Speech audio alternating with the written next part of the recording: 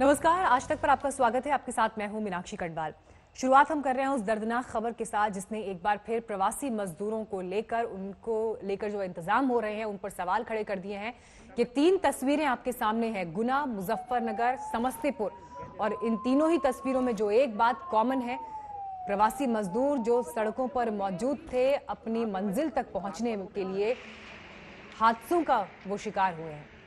घर लौट रहे थे, लेकिन मध्य प्रदेश के गुना से लेकर यूपी तक और बिहार के समस्तीपुर के 3 हादसों में 16 मजदूरों की मौत हुई है। ये वो मजदूर हैं जो काम धंधा बंद होने के बाद पैदल घर लौट रहे थे, लेकिन हादसे का शिकार हो गए। कहीं बस ने कुचला तो कहीं 2 गाड़ियों की टक्कर में सांसें थम गई। सरकार पहले ही सलाह दे चुकी है कि मजदूर रोड और पटरियों पर घर जाने से बचें। सरकार रेल या बस का इंतजाम कर रही है, लेकिन मजबूरी का आलम यह है कि पैदल ही परिवारों के साथ चल दिए हैं। और ऐसे में औरंगाबाद की तस्वीर अभी देश भुला भी नहीं पाया था कि उस बीच ये तस्वीरें मिल रही हैं देश के 3 शहरों से जहां पर हादसे हुए हैं।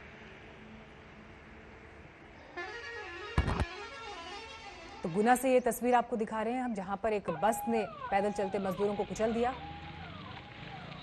तो समस्तीपुर की तस्वीर भी आपके सामने, यहां पर भी हादसे का शिकार मजदूर हुए और भीड़ वहां पर आपको पुलिस ऑफिशियल्स वहां पर दिखाई दे रहे हैं।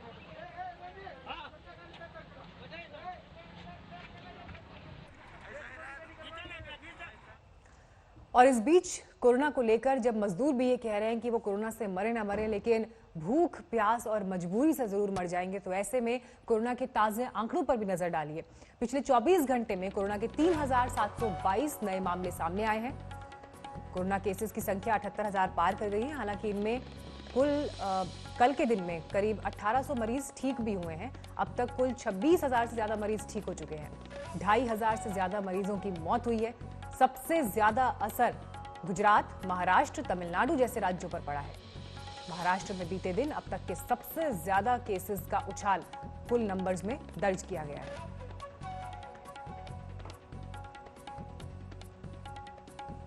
और कोरोना को लेकर जिस तरह की स्थिति पूरे देश में है, इस बीच सबको इंतजार था कि कल जब वित्त मंत्री निर्मला सीतारमण प्रेस कॉन्फ्रेंस करेंगी तो वो क्या ऐलान करती हैं। 20 लाख करोड़ के पैकेज की पहली किश्त का ऐलान कल हुआ। वित्त मंत्री के इस ऐलान में एमएसएमई सेक्टर को काफी सौगात दी गई, लेकिन आज फिर वित्त मंत्री निर्मला सीतारमण शाम 4 बजे प्रेस कॉन्फ्रेंस करेंगी और उम्मीद यह है कि आज की प्रेस कॉन्फ्रेंस में किसानों और कृषि से जुड़े उद्योगों को राहत मिलने के आसार हैं। इसके साथ ही सप्लाई चेन से जुड़ी दिक्कतों पर भी आज कुछ ऐलान मुमकिन है।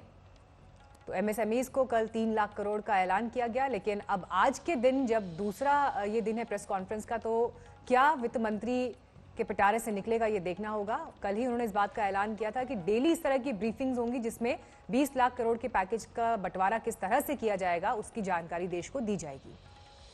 पूरे अर्थव्यवस्था का हर वर्ग का ख्याल मोदी जी के पैकेज में होता है, वैसे इसमें भी होगा। समाज के सभी तबकों का विचार करने वाला ये आज है। मैं बहुत स्वागत करता हूं और यही निर्णय देश को आगे ले जाएंगे। और जैसे भारत की कल्पना एक नए विजन के साथ आत्मनिर्भर भारत की कल्पना मोदी जी ने की है, वो साकार होगी। निश्चित रूप से अब क्या होगा कि अब इसमें एमएसएमई की डेफिनेशन भी बदल गई है और विशेष रूप से ग्लोबल टेंडर वाली बात भी निकल गई है। 200 करोड़ तक का टेंडर निकलेगा। तो ये जो डिफेंस फोर्सेस और पुलिस फोर्सेस में जो टेंडर निकलते हैं, इसमें बड़े प्रमाण पर इसका फायदा होगा। और मैं मानता हूँ कि ये फायदा एमएसएमई को होगा, खादी विलेज इंडस्ट्री में कुछ छोटी इंडस्ट्री उनको भी होगा। और ये एक बहुत बड़ा बूस्ट है जो रोजगार की निर्मित करेगा। कल जब राहत पैकेज के हिस्से का ऐलान हुआ तो इस पर बीजेपी शासित राज्यों के मुख्यमंत्रियों का क्या कहना है। हम भारत को आत्मनिर्भर भारत, एक स्वावलंबी भारत और एक सशक्त भारत बना करके आज कोरोना संकट से न केवल उभारने में अपितु दुनिया की एक आर्थिक ताकत बनाने में भी हमारा एमएसएमई सेक्टर इस प्रकार के सरकार के सहयोग से एक नई ताकत के रूप में उभरेगा और भारत निश्चित ही एक ग्लोबल ताकत के रूप में, इकोनॉमी के रूप में उभरेगा। मैं एक बार फिर से आदरणीय प्रधानमंत्री जी का, माननीय वित्त मंत्री जी का एमएसएमई सेक्टर के लिए इस बृहद पैकेज की घोषणा के लिए हृदय से अभिनंदन करता हूं। ये भारत की आत्मनिर्भरता का पैकेज है। ये एमएसएमई को नए सिरे से खड़ा करने का पैकेज है। ये रोजगार बढ़ाने का एक विराट अभियान है। ये कोरोना की हालत में जो नुकसान हुआ है हमारे एमएसएमई को, उससे उबारेगा। मैं माननीय प्रधानमंत्री जी को हृदय से धन्यवाद देता हूं। एक क्रांति है ये पैकेज। मैं इसी पैकेज की गोवा के लोगों की तरफ से, गोवा की सरकार की तरफ से, गोवा की सभी एमएसएमई और सभी इंडस्ट्रियल सेक्टर की तरफ से मैं सभी का इस पैकेज का स्वागत करता हूं। पंतप्रधान मोदी जी का मैं धन्यवाद करता हूं, माननीय वित्त मंत्री का भी मैं धन्यवाद करता हूं। और इस बड़ी जो राहत दी है प्रधानमंत्री गरीब कल्याण योजना के अंतर्गत अभी जो सेकंड पैकेज जो दी है, इससे definitely there is an economic boost in whole over the country. कल उन्होंने कहा था लोकल और वोकल अर्थात मेक इन इंडिया, इसके ऊपर जोर देने का एक बहुत बड़ा एक ये प्रावधान किया गया है। इसी में से हमें लगता है कि अपना भारत ये आत्मनिर्भर होगा, और आत्मनिर्भरता अगर हो जाती है हमारी, तो हम विश्व की एक शक्ति के रूप में उभरने वाले हैं। ये एक बहुत एक बड़ा इसमें काम किया गया है। और आइए बढ़ते हैं आगे। अब बात नोएडा की, जो राजधानी दिल्ली के बेहद करीब है। और अब कोरोना के मामले बढ़ते जा रहे हैं, तो कुल मामले 200 से ज्यादा हो चुके हैं और एक्टिव मरीज 90, जबकि 3 लोगों की मौत दर्ज की गई है। 20 लाख से ज्यादा आबादी वाले शहर का हाल बता रहे हैं हमारे संवाददाता अरविंद ओझा। दिल्ली से सटे हाईटेक शहर गौतम बुद्ध नगर में कोरोना का संक्रमण गांव से लेकर शहरों तक फैलता ही जा रहा है। इस वक्त मैं सेक्टर 12 में मौजूद हूं और सेक्टर 12 का एच ब्लॉक कंटेनमेंट जोन में तब्दील किया गया है। लेकिन कंटेनमेंट जोन के नाम पर किस तरह की खानापूर्ति होती है, ये हम आपको दिखाते हैं।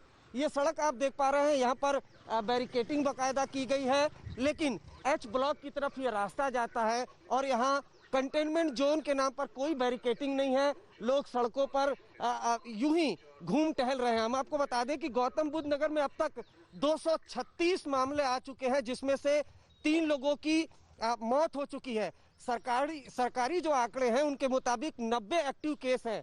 लेकिन मैं आपको बताऊं, हैरान करने वाली बात यह है कि जो गौतम बुद्ध नगर है उसकी आबादी 20 लाख से ज्यादा है, लेकिन अभी तक जो टेस्टिंग है वो तकरीबन 4000 के लगभग है।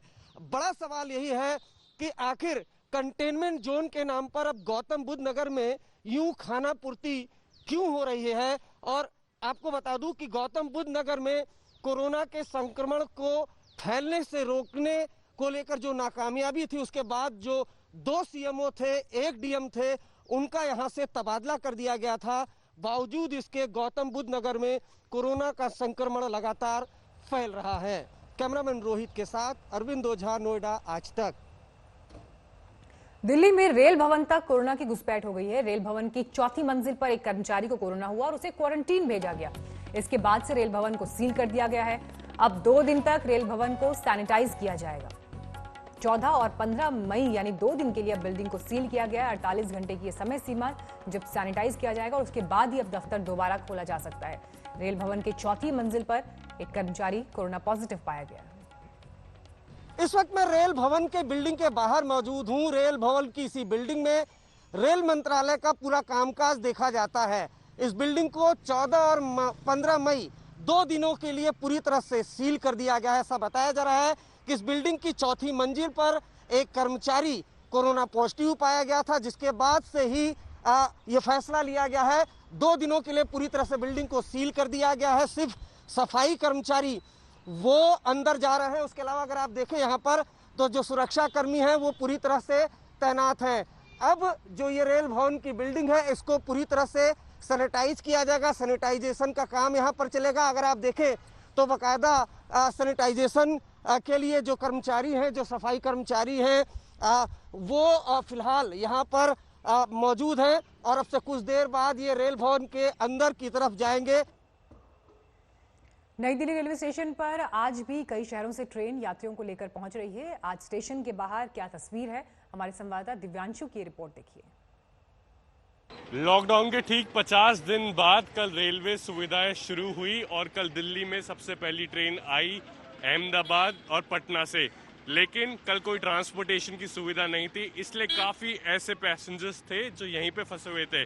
उसी बात को ध्यान में रखते हुए सरकार की तरफ से इनिशिएटिव लिया गया है कि आज से यहाँ पे क्लस्टर ये सारी बसेस का इस्तेमाल होगा। आप देख सकते हैं पैसेंजर्स की लाइन लगी हुई है जो अभी अभी रेलवे स्टेशन से आए हैं। उनकी अभी ट्रेन यहीं पे आई थी, दिल्ली रुकी है और ये सारे पैसेंजर्स तमाम राज्यों से आए हैं। अब एक एक करके ये सारी बोर्ड कर रहे हैं।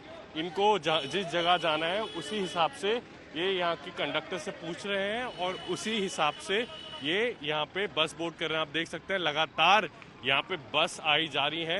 आपको बस का पता चल गया कैसे जाना है? नहीं। कब से इंतजार कर रहे हैं आप लोग? आधा घंटा हो गया। पूछा कंडक्टर से पूछा आपने? नहीं, किसी से नहीं पूछा, देख रहा हूँ। वेट कर रहा है। प्रयास जारी है कि लोगों को कोई दिक्कत ना हो और उनको सही बस में बिठा सकें ताकि वो अपने घर तक पहुँच सकें। कैमरा पर्सन पवन कुमार के साथ दिवांशु, आज तक। हादसे के शिकार होते मजदूरों की ये खबर यकीनन विचलित करने वाली है। इन मजदूरों का शहर शहर से पलायन जारी है। जिन्हें श्रमिक एक्सप्रेस ट्रेन की सुविधा नहीं मिल पा रही, उनमें सैकड़ों मजदूर पैदल अपने घर जा रहे हैं, तो कई शहरों में मजदूर घर वापसी का इंतजाम न होने पर बवाल भी कर रहे हैं।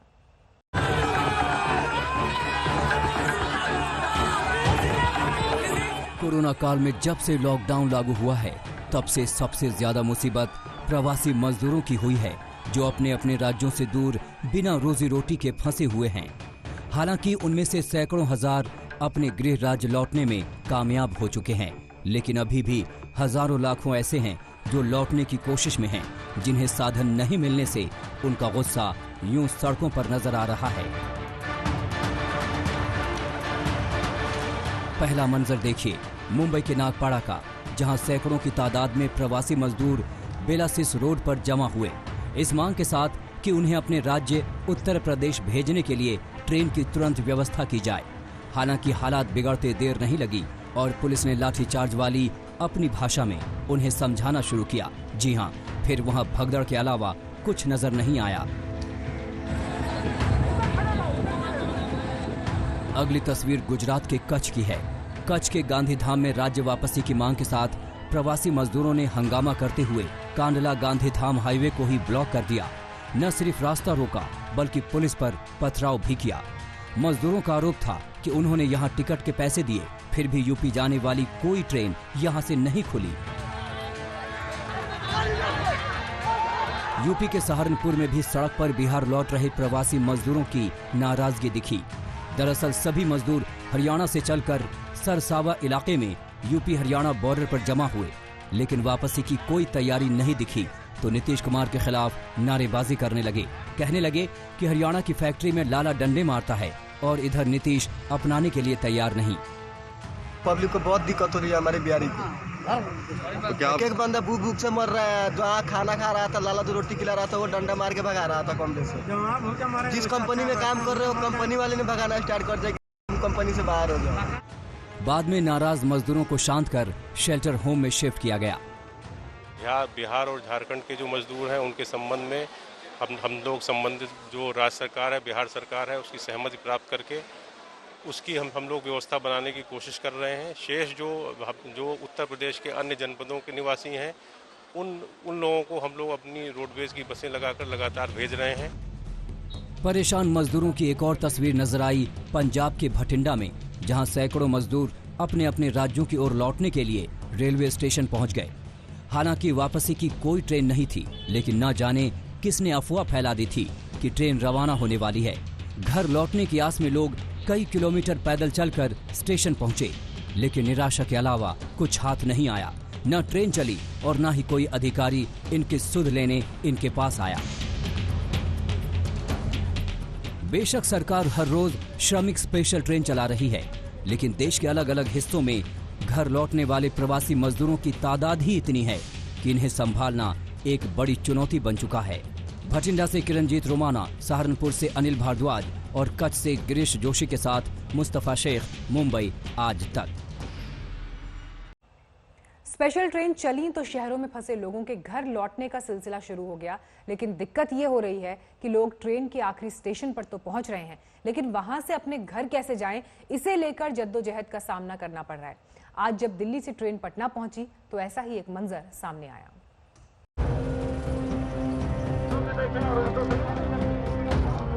प्राइवेट सर्विस के लिए बोल रहे हैं और गवर्नमेंट बस सर्विस के लिए नहीं बताया जा रहा है। बोले हैं कि अपने अपने गाड़ी में जाओ, अपना गाड़ी तो कुछ है नहीं। कोई व्यवस्था नहीं दिखा रहे, वो कह रहे हैं कि अपने गाड़ी करके जाइए, जैसे जाना है जाइए। ये मुसाफिर नई दिल्ली से स्पेशल ट्रेन से पटना पहुंचे हैं। लंबे इंतजार और भारी मुश्किलों के बाद किसी तरह पटना तो पहुंच गए, लेकिन अब इन्हें यहां से उन शहरों की तरफ जाने में दिक्कत हो रही है जहां उनका घर है। रेलवे द्वारा चलाए गए स्पेशल ट्रेन के जरिए आज दिल्ली से पहली ट्रेन जो है वो पटना पहुंची है और यात्री यहां पर निकल चुके हैं, लेकिन स्टेशन से निकलने के बाद जो मुसाफिरों को सबसे बड़ी समस्या ये आ रही है कि इन्हें जो अपने जो गंतव्य स्थान है यानी घर जाना है, उसके लिए इन्हें कोई भी गाड़ी या व्यवस्था उन्हें नहीं मिल रही है। जो लोकल लोग हैं जिन्हें पटना में ही कहीं जाना है उनके लिए तो ऑटो यहाँ पर मिल रहा है, लेकिन जो लोग दूसरे जिलों में जाना चाहते हैं वैसे लोगों को काफ़ी मुश्किल का सामना करना पड़ रहा है, क्योंकि कोई गाड़ियाँ नहीं है लॉकडाउन की वजह से जो उन्हें पहुँचा सकें अपने जगह पे। अपने प्रांत में आकर भी लोग मुश्किल में पड़ गए हैं। रेलवे स्टेशन के बाहर महिलाएं, बच्चे, तमाम लोग जमीन पर बैठने को मजबूर हैं। लोगों का आरोप है कि ऑटो और टैक्सी वाले मौके का फायदा उठाने की कोशिश कर रहे हैं। ये ऑटो वाले 2-2 हजार रुपए मांग रहे हैं, गाड़ी वाले 4-4 हजार रुपए मांग रहे हैं। एक तो आदमी वहाँ से परेशान होकर यहाँ आया है, उसके बाद यहाँ भी जाने के लिए ये प्रॉब्लम हो रही है। आदमी कैसे जाएगा? एक तो साले ना टिकट सही ढंग से मिल रहा है, वो सब दलाल वगैरह सब चीज कर रहे हैं, और यहाँ आ भी के आदमी तो यहाँ से कैसे जाएगा? यहाँ से काफी दूर है सर, लेकिन आप ऑटो वाले से पूछ लो कितना किराया ले रहे हैं, तो फिर यहाँ ये लोग है ना मिली भगत है ना सबकी। ऑटो वाले को छूट दे रखे इतने पैसे लेने की। कोई सरकारी व्यवस्था नहीं है यहाँ पे, जो जैसे आया है बोल रहे हैं लोग वैसे जाओ, अपना कोई व्यवस्था नहीं है यहाँ से जाने के लिए। हम लोगों को हमको जाना है मसरक। इससे पहले नई दिल्ली से जब स्पेशल ट्रेन पटना पहुंची तो यात्रियों के चेहरे पर राहत साफ नजर आ रही थी। सोशल डिस्टेंसिंग का पालन करते हुए मुसाफिर स्टेशन के बाहर निकलते नजर आए। इस वक्त आपको हम तस्वीरें दिखा रहे हैं पटना रेलवे स्टेशन की। यहाँ पे आप देख सकते हैं कि किस तरीके से यहाँ लोग जो है जो यात्री हैं जो दिल्ली से आए हैं वो यहाँ पर लाइन बनाकर यानी कि कतारबद्ध तरीके से जो है यहाँ पर स्टेशन से बाहर निकल रहे हैं। बड़ी मुश्किल के बाद ये लोग अपने प्रांत लौटे हैं। क्या ये बेहतर नहीं होता कि रेलवे के साथ तालमेल बिठाकर राज्य सरकारें इन्हें इनके आखिरी गंतव्य तक पहुंचाने का इंतजाम करती? रोहित सिंह, पटना, आज तक। पीओके को लेकर पाकिस्तान बुरी तरह से बौखला गया है। पीओके के प्रधानमंत्री को भी लगने लगा है कि पीओके बचाना इमरान के बस की बात नहीं। पाकिस्तान अब अजीबोगरीब प्लान बना रहा है। पाकिस्तान को लग रहा है कि वो दिल्ली का मौसम दिखाकर पीओके को बचाने में कामयाब होगा।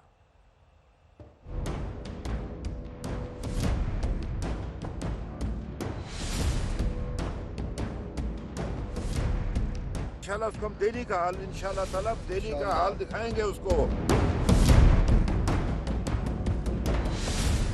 पीओके खोने के डर से बौखलाया पाकिस्तान।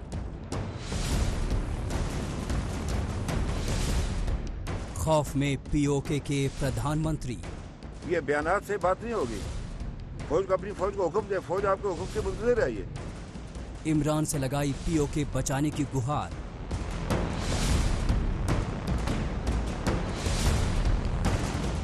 दिल्ली के मौसम दिखाकर पीओके बचाएगा पाकिस्तान। हिंदुस्तान ने पीओके के मौसम की जानकारी क्या दी? पाकिस्तान के पसीने छूटने लगे। आतंकवाद पर दहशतगर्दी का खेल खेलने वाले पाकिस्तान को अब पीओके खोने का डर सता रहा है और सबसे ज्यादा खौफ में हैं पीओके के प्रधानमंत्री राजा फारूक हैदर, जिनकी रातों की नींद हराम हो गई है। इमरान खान की जुबानी बयानबाजी से फारूक हैदर को नींद नहीं आ रही। यही वजह है कि फारूक ने इमरान से पीओके बचाने की गुहार लगाई है। इतना ही नहीं, फारूक ने इमरान से भारत पर हमला करने की बात कही है और जब हैदर साहब को कुछ नहीं समझ आया तो शेख चिल्ली की तरह दिल्ली का तापमान दिखाकर जंग जीतने की बात करने लगे। तो इमरान खान सब का तो आपने हुक्म दिया कि देखो तो खुद भी बने ना, बने और मतलब है कश्मीर के ऊपर जो है वो एक फैसला कुन जो है रोल इख्तियार करे। ये बयानात से बात नहीं होगी। फौज को अपनी फौज को हुक्म दे, फौज आपके हुक्म के मुंतज़िर है, ये कौम आपकी मुंतज़िर है, आगे बढ़े और उन्हें मजलूम भाइयों के लिए जो है बेटियों के लिए, वो आपकी बेटी है इमरान खान साहब, वो आपके भाई हैं, वो आपकी माँ हैं, वो आपकी बहनें हैं वो। और वो उसको जो ये बात कहता है कि मौसम का हाल, इंशाल्लाह उसको हम दिल्ली का हाल, इंशाल्लाह ताला दिल्ली का हाल दिखाएंगे उसको। आखिर पाकिस्तान करे तो क्या? जंग लड़कर हिंदुस्तान से जीत नहीं सकता। आतंकवाद और दहशतगर्दी की भारत कमर तोड़ रहा है। ऐसे में दिल्ली का तापमान दिखाकर दिल को तसल्ली देने की कोशिश कर रहा है। दरअसल ये वही हैदर साहब हैं जिन्होंने कुछ दिनों पहले कश्मीर में आतंकवाद बढ़ाने पर जोर दिया था। लेकिन जिस तरह घाटी में भारतीय सेना आतंकियों का सफाया कर रही है, उसे देखने के बाद अब पीओके के पीएम को दिल्ली का पारा नजर आ रहा है। भारतीय मौसम विभाग ने 8 मई से पाक अधिकृत कश्मीर के इलाकों का पूर्वानुमान जारी कर रहा है। इसमें गिलगित बल्तिस्तान और मुजफ्फराबाद के लिए मौसम की भविष्यवाणियां शुरू की हैं। आईएमडी का ये कदम भारत के इस स्टैंड के मद्देनजर अहम है कि पीओके भारत का हिस्सा है। भारत के इस फैसले के बाद पाकिस्तान बौखला गया है। आनन फानन में 10 मई को पाकिस्तान रेडियो ने लद्दाख, पुलवामा, जम्मू के मौसम की भविष्यवाणियां की, लेकिन यहाँ पर भी पाकिस्तान की फजीहत हो गई। पाकिस्तान ने लद्दाख का जो तापमान दिखाया वो अधिकतम -4 था, जबकि न्यूनतम -1। यानी पाकिस्तान को ये भी नहीं पता कि जब पारा माइनस में होता है तो गिनती उल्टी हो जाती है, जिसके बाद सोशल मीडिया पर पाकिस्तान की जमकर खिंचाई हुई। इधर पीओके के मौसम की जानकारी देने के पीछे भारत ने अपने इरादे साफ कर दिए, जिसने पाकिस्तान की टेंशन बढ़ा दी है। जहाँ तक ये मौसम विभाग की बात है, मैं समझता हूँ कि अच्छी बात है कि भारत ने अपनी जिम्मेवारी को समझती हूँ, क्योंकि हमारी जिम्मेवारी में पाक अधिकृत कश्मीर भी आता है। और यदि पाक अधिकृत जम्मू कश्मीर में लोगों के साथ उस प्रकार का न्याय नहीं हो रहा जिस तरह से अपेक्षा है, तो मुझे लगता है ये आई ओपनर उन लोगों के लिए भी है जो भारत में रह करके दुहाई देते हैं पाकिस्तान की। देखिए, ऐसा है कि मुझे नहीं पता कि वो पहले क्यों नहीं बताते थे। ये तो जरिए उनके पास पहले भी थे, तो ऐसी मुझे इसके अंदर कोई खास ऐसा नया नहीं लगता। हाँ, एक संदेश है, पूरा कश्मीर भारत का है, जिसके अंदर पीओके हमारा हिस्सा है, जो हमारे पास आएगा अपने आप। पाकिस्तान कश्मीर में 370 हटने के बाद से ही खौफ में है। संसद में अमित शाह के बयान ने पाकिस्तान की टेंशन और बढ़ा दी थी। सीएए को लेकर अमित शाह ने साफ किया था कि सरकार के एजेंडे में पीओके भी है। इसलिए एग्रेसिव हूँ कि जम्मू एंड कश्मीर के पीओके को आप भारत का हिस्सा नहीं मानते हो क्या? एग्रेसिव ना हो, जान दे देंगे इसके लिए। क्या बात कर रहे हो आप? एग्रेसिव होने की क्या बात कर रहे हो? जान दे देंगे इसके लिए। पीओके पर भारत के लगातार बयानों ने पाकिस्तान के प्रधानमंत्री इमरान की हालत खराब कर रखी है। इमरान लगातार पीओके का दौरा कर रहे हैं। वहीं अब पाकिस्तान में विपक्ष को भी महसूस होने लगा है कि पीओके बचाना अब इमरान के बस की बात नहीं है। वो 20 साल नौजवान, उसने अपने आप को एक बम मार के उड़ाया एक फौजी काफिले पे, और तो जब उसने हमला किया तो हमारे ऊपर जिम्मेदार हमें ठहराया नरेंद्र मोदी ने, और हिंदुस्तान के जेट आए और पाकिस्तान में बालाकोट में उन्होंने बमबारी की। अब हमारा मीशत तबाह करने, अपने सियासी मुखालफिन को दीवार से लगाते हुए कि ये नजर नहीं आया कि मोदी ने क्या मकबूजा कश्मीर छीन लिया है। पहले हमारा कश्मीर पे पॉलिसी क्या होता था? पहले पाकिस्तान का पॉलिसी ये होता था कि अब श्रीनगर कैसे लेंगे। अब खान की बाद, इमरान की नाकामी के बाद, इस सिलेक्टेड की वजह से, इनकी नाकामी की वजह से, इनकी ग्रीड की वजह से पाकिस्तान का क्या पोजीशन है कि हम मुजफ्फराबाद को कैसे बचाएंगे? बहरहाल पाकिस्तान को अब पीओके हाथ से बाहर जाता दिख रहा है। सबसे बड़ी टेंशन पीओके के प्रधानमंत्री राजा फारूक हैदर को है, जिन्हें अपनी सियासत खत्म होने का डर सता रहा है। आज तक ब्यूरो। पाकिस्तान घाटी में आतंकवाद की नई खेप भेजने की फिराक में है। पीओके में पाकिस्तान के लॉन्च पैड आतंकवादियों से भरे हुए हैं। घुसपैठिए आतंकवादियों को कवर देने के लिए पाकिस्तान लगातार सीज फायर का उल्लंघन कर रहा है, लेकिन भारत ने भी इस साल गर्मियों में आतंकवादियों की सफाई के लिए ऐसा प्लान बनाया है जिसकी काट पाकिस्तान के पास भी नहीं है।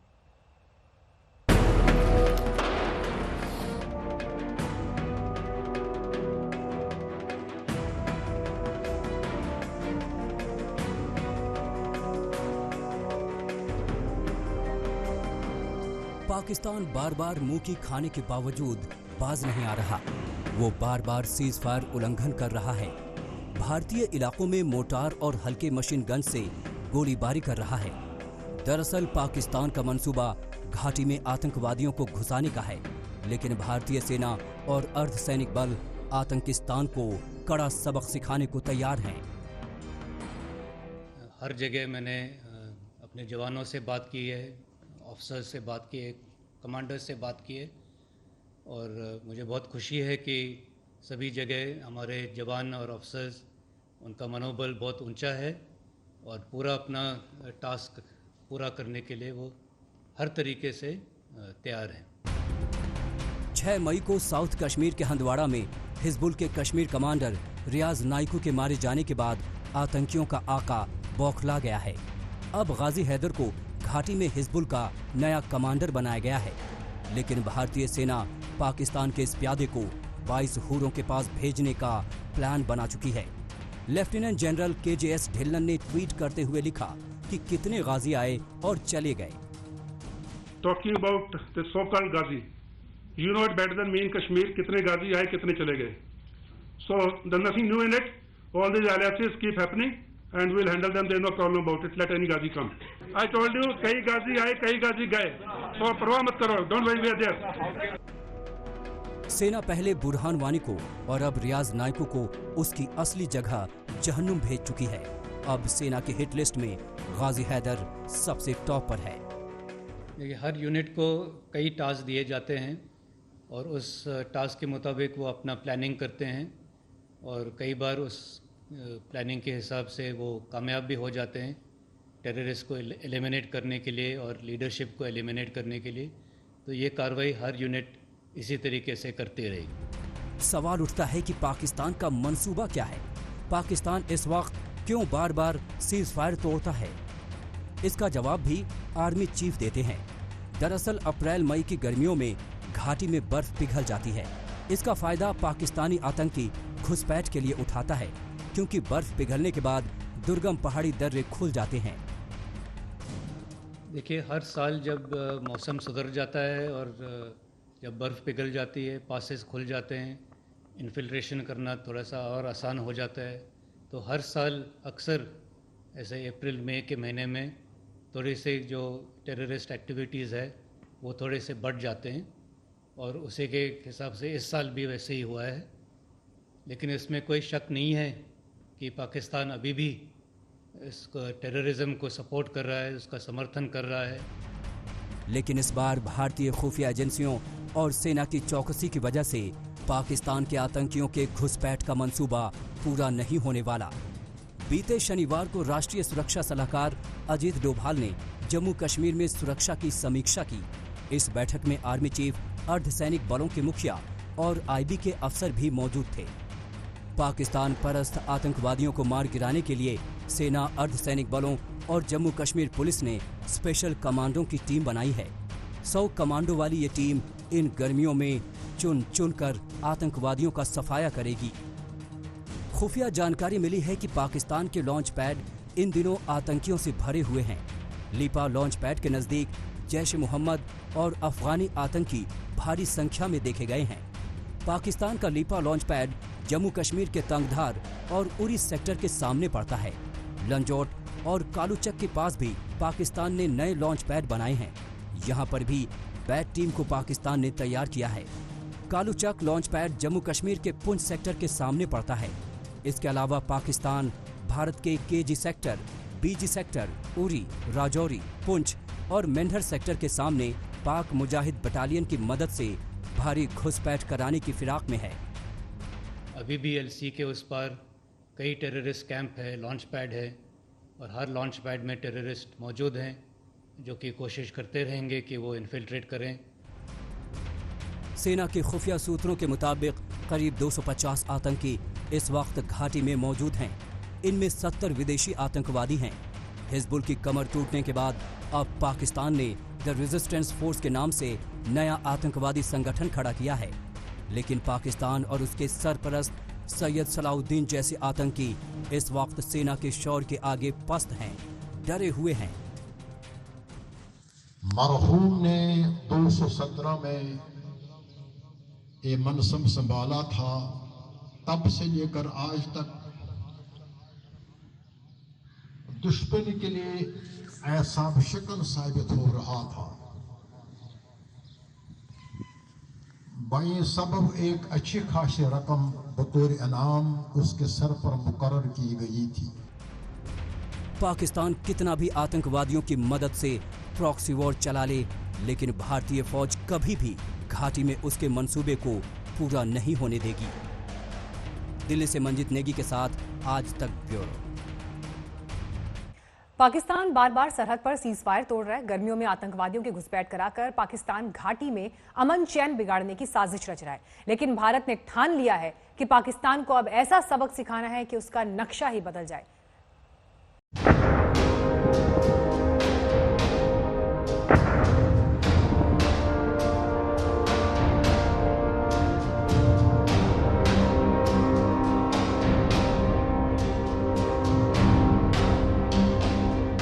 भारत की सेना के हाथों बार बार मौके खाने के बावजूद पाकिस्तान सुधरने का नाम नहीं ले रहा। आतंकिस्तान के नाम से बदनाम पाकिस्तान बार बार सीज फायर का उल्लंघन कर रहा है। जब दुनिया कोरोना से युद्ध कर रही है, तब पाकिस्तान आतंकी घुसपैठ कराकर भारत में अमन चैन बिगाड़ने की फिराक में लगा हुआ है।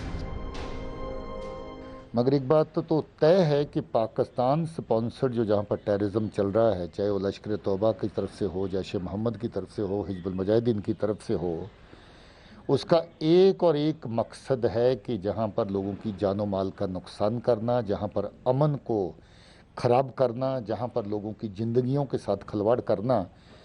और इसके उल्ट हमारी जिम्मेवारियाँ ये हैं कि जहाँ पर अमन व अमान को बहाल करें, लोगों की ज़िंदगी जो मामूल के मुताबिक चले।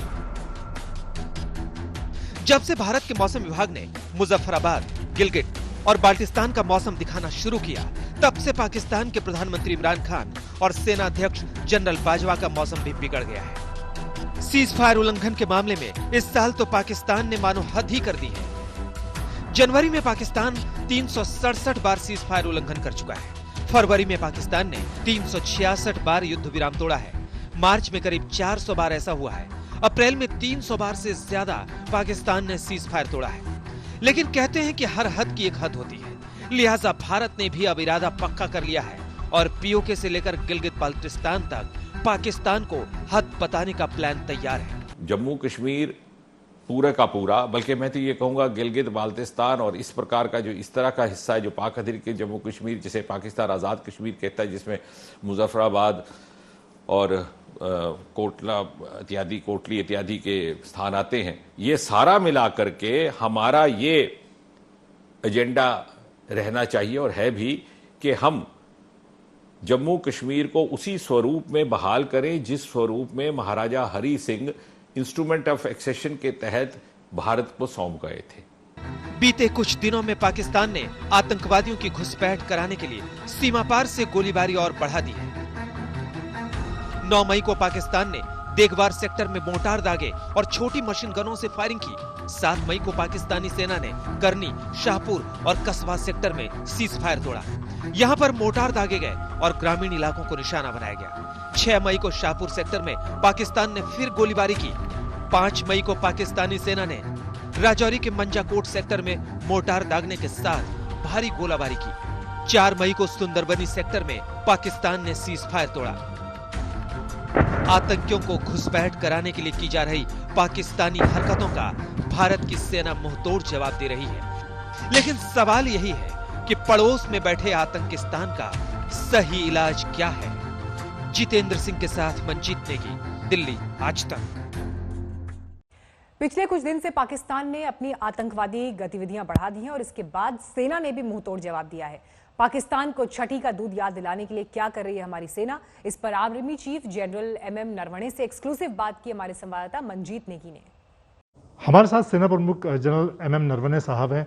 जनरल साहब, आपने हाल में उत्तर पूर्व सीमा का भी दौरा किया, कश्मीर घाटी का भी दौरा किया। हमने देखा कि दोनों सरहद पर इस वक्त काफ़ी गतिविधि हम देख रहे हैं, चीन की तरफ से भी और पाकिस्तान की तरफ से भी। मैं ना सिर्फ नदन कमांड, लेकिन इस महीने के शुरुआत में मैं ईस्टर्न कमांड में भी गया था, सिक्किम के एरिया में, और अभी आज मैं south western command, western border, वहाँ से होते हुए आ रहा हूँ। और मैं ये कहना चाहूँगा कि हर जगह मैंने अपने जवानों से बात की है, ऑफिसर्स से बात की है, कमांडर्स से बात की है, और मुझे बहुत खुशी है कि सभी जगह हमारे जवान और ऑफिसर्स, उनका मनोबल बहुत ऊंचा है और पूरा अपना टास्क पूरा करने के लिए वो हर तरीके से तैयार हैं। और ये टास्क ना सिर्फ बॉर्डर को सुरक्षित रखना, लेकिन ये कोविड की बीमारी में जो भी हमने मदद करनी है हमारे देशवासियों के लिए, उनकी भलाई के लिए या सिविल एडमिनिस्ट्रेशन की मदद के लिए, वो भी टास्क पूरा करने के लिए हम पूरे तरीके से तैयार हैं। जहाँ तक स्थिति है नॉर्दर्न बॉर्डर्स के बारे में, पिछले एक हफ्ते में कई रिपोर्टें आई हैं कि PLA और हमारे बीच में कुछ फेस ऑफ हुए हैं, skirmish जैसे चीज़ें हुए हैं। तो मैं इसके बारे में ये कहना चाहूँगा कि जो LAC है हमारे और चाइना के बीच, कई जगहों पर इस पर अलग अलग परसेप्शन है कि ये कहाँ से गुज़रती है, और इसीलिए हम अपने एरिया तक पेट्रोलिंग करते हैं, वो भी अपने एरिया तक आते हैं। और ये इसलिए ये कई बार हो जाता है कि एक ही टाइम एक ही जगह दोनों तरफ के दोनों पेट्रोलिंग पार्टियाँ पहुंच जाते हैं, और जब ऐसे होता है तो अक्सर ये फेस ऑफ हो जाता है। ये फेस ऑफ कोई नई चीज़ नहीं है, ये पहले भी होते हुए हैं, और इससे निपटने के लिए हमारे प्रोटोकॉल पहले से हैं। वो अगर उस पेट्रोल के लेवल पर ये मामला सुलझा नहीं जा सकता तो फिर डेलीगेशन लेवल मीटिंग होते हैं, highest military level commander meeting होते हैं, और उस वक्त आपस में बातचीत करके एक दूसरे के पॉइंट को समझते हुए फिर दोनों साइड डिसएंगेज हो जाते हैं और मामला सुलझ जाता है। सर, एक सवाल, कश्मीर घाटी के जो हालात हैं वहाँ पर हमने देखा कि हाल के दिनों में काफ़ी ऑपरेशन सेना की तरफ से हुए हैं, हमारे कई अधिकारी और जवान भी शहीद हुए हैं, आतंकियों को भी हमने जवाब दिया है। उसके पीछे क्या कारण मानते हैं, पाकिस्तान की तरफ से अचानक की गतिविधियाँ क्यों तेज हुई हैं? देखिए, हर साल जब मौसम सुधर जाता है और जब बर्फ़ पिघल जाती है, पासेस खुल जाते हैं, इन्फिल्ट्रेशन करना थोड़ा सा और आसान हो जाता है, तो हर साल अक्सर ऐसे अप्रैल मई के महीने में थोड़े से जो टेररिस्ट एक्टिविटीज़ है वो थोड़े से बढ़ जाते हैं, और उसी के हिसाब से इस साल भी वैसे ही हुआ है। लेकिन इसमें कोई शक नहीं है कि पाकिस्तान अभी भी इसको टेररिज्म को सपोर्ट कर रहा है, उसका समर्थन कर रहा है।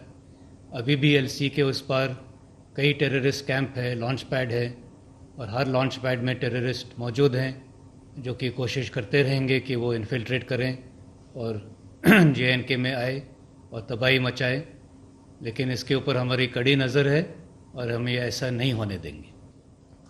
सर, कल प्रधानमंत्री ने जो आर्थिक पैकेज की घोषणा की उसमें एक लोकल प्रोडक्ट की उन्होंने बात की। लोकल प्रोडक्ट को हमें वोकल होकर उनका प्रचार करना होगा। सेना के स्तर पर किस तरह से मेक इन इंडिया की बात की जा रही है? हालांकि काफ़ी जो हमारे मेक इन इंडिया के प्रोजेक्ट हैं इस वक्त चल भी रहे हैं। देखिए, सेल्फ रिलायंस और आत्मनिर्भरता के ऊपर हमारा पहले से जोर था, और कि पिछले 2-3 साल से हम इस पर जोर दे रहे हैं, और इसी का नतीजा है कि आज के डेट में जो हमने ऑर्डर दिए हैं पिछले साल, पिछले फाइनेंशियल ईयर में, उसमें 70 से 75% से ज़्यादा जो ऑर्डर इंडियन कंपनीज़ को ही गए हैं, टोटल नंबर्स में भी और वैल्यू में भी। और आने वाले समय भी हम इसको और भी बढ़ावा देंगे। बहुत धन्यवाद। तो जनरल MM नरवणे साहब का कहना है कि खासतौर से चीन और पाकिस्तान से लगने वाली जो सरहद है वहाँ पर सेना अपनी जो SOP है उसके तहत पूरी तरह से मुस्तैद है और किसी भी कोई इस तरह की चिंता की बात नहीं है। मंजीत नेगी, दिल्ली, आज तक। पाकिस्तान की हालत यह है कि कोरोना से लड़ने के लिए उसके पास फूटी कौड़ी तक नहीं, लेकिन जम्मू और कश्मीर में आतंकवादी हरकतों को वो रोकता नहीं। हद तो ये हो गई कि चीन भी उसकी आतंकी करतूतों को शह देते हुए कूद पड़ा।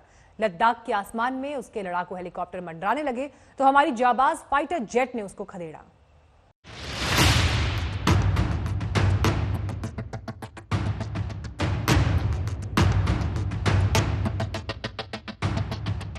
एक और दुनिया कोरोना से जंग लड़ रही है तो वहीं चीन अब कोरोना के बीच सीमा पर साजिश रचने से बाज नहीं आ रहा। भारतीय सीमा पर चीन की हलचल तेज है। उत्तरी सिक्किम में कुछ दिन पहले ही चीन ने सीना जोरी दिखाई। झड़प में दोनों तरफ के जवान जख्मी भी हुए। 5 मई को लद्दाख में भी चीन ने वैसी ही गुस्ताखी की थी। ड्रैगन के हेलीकॉप्टर उड़ान भरते देखे गए तो भारतीय वायुसेना की लड़ाकू विमान ने भी LAC पर गर्जना की।